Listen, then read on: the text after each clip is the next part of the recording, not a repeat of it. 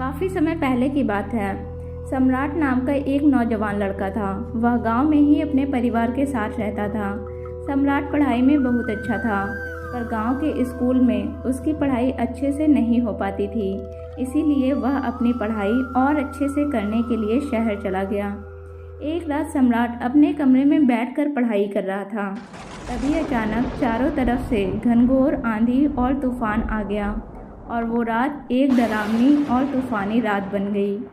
सम्राट को ऐसा मंजर देखकर थोड़ा डर लगने लगा और वह अपनी पढ़ाई बंद करके बेड में सोने चला गया।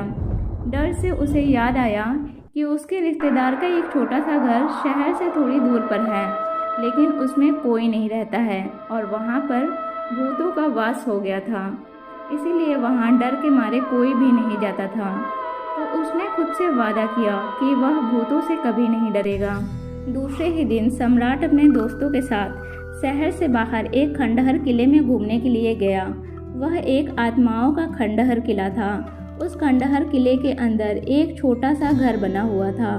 कहा जाता था कि उस घर में आत्माओं का वास है। वहाँ के लोग बताते हैं कि जब दुश्मन सैनिकों ने उस किले में हमला किया था तो वहाँ की औरतें उस घर में छुप गई थीं। दुश्मन सैनिकों ने उन सारी औरतों को उस घर में जिंदा जला दिया था। तब से उन औरतों की आत्माएं उस घर में भटकती हैं। जो भी उस किले में घूमने के लिए जाते हैं वह बाहर से ही किले में घूमते हैं और कोई भी उस घर के अंदर नहीं जाता। पर सम्राट ने खुद से वादा किया था कि वो भूतों से नहीं डरेगा। इसीलिए वो उस घर में जाने का फैसला किया। सम्राट से सारे दोस्तों ने उसे अंदर जाने से मना किया, पर सम्राट नहीं माना। उसने अपने दोस्तों से कहा कि मैं भूतों से नहीं डरता हूँ, तुम लोग देखना, भूत मेरा कुछ नहीं कर सकते। मैं सही सलामत वापस आ जाऊँगा। तुम लोग थोड़ा देर मेरा इंतज़ार करना, मैं अंदर घूम के आता हूँ। जैसे ही सम्राट घर के पास गया, उसके दिल की धड़कन तेज तेज से धड़कने लगी। वहाँ पे खिड़कियों से ठंडी हवा आ रही थी और छत से पानी टपक रहा था, जिससे ऐसा लगता था कि अभी भी इस घर में कोई रह रहा है और घर जैसे जीवित हो। उसने एक गहरी सांस ली और धक्का देकर पुराने अजीब दरवाजे को खोल दिया। घर का भीतरी भाग बाहर से भी अधिक भयानक और डरावना था। उस घर की फर्श सड़ गई थी और दीवारें जालों की परतों से ढकी हुई थी।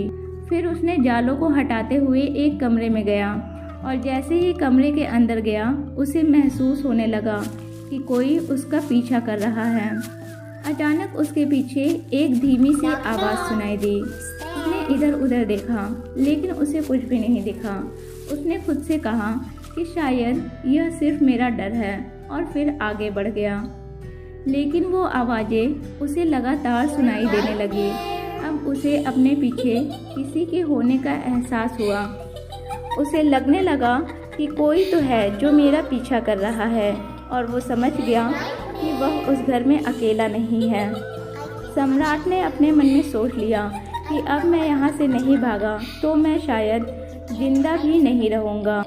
वह धीरे से भागने के लिए पीछे मुड़ा तो देखा कि दरवाज़ा बंद हो चुका था और वह बुरी तरीके से अंदर फंस गया था। घबराकर उसने दूसरा रास्ता खोजा, लेकिन कोई फ़ायदा नहीं हुआ क्योंकि घर के सारे दरवाजे और खिड़कियां बंद हो गई थीं।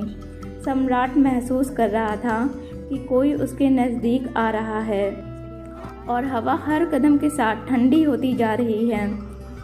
फिर उसने देखा कि थोड़ी देर में एक डरावनी औरत उसके सामने आ गई। उसके सफ़ेद बाल, आंखों से खून बह रहे थे और लंबे लंबे दांत और चेहरा पीला पड़ा हुआ था और उसकी आंखें बदले की भावना से जल रही थी।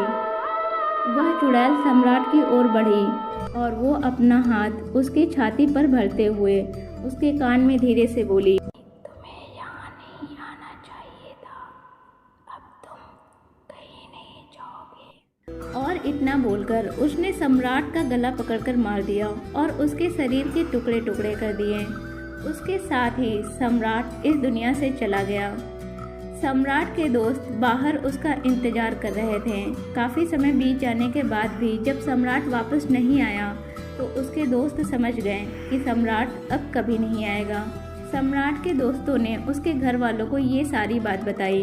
घर वाले उस जगह पर पहुँचे, पर वहाँ पास के रहने वाले लोगों ने किसी को भी अंदर नहीं जाने दिया और उस किले को हमेशा हमेशा के लिए बंद कर दिया, ताकि कोई गलती से भी उसमें न जा सके। ये कहानी आपको कैसी लगी हमें कमेंट करके ज़रूर बताइएगा, और वीडियो अच्छी लगी हो तो वीडियो को लाइक, शेयर और चैनल को सब्सक्राइब कर लीजिएगा। मिलते हैं ऐसी ही एक दिलचस्प कहानी के साथ। Thanks for watching.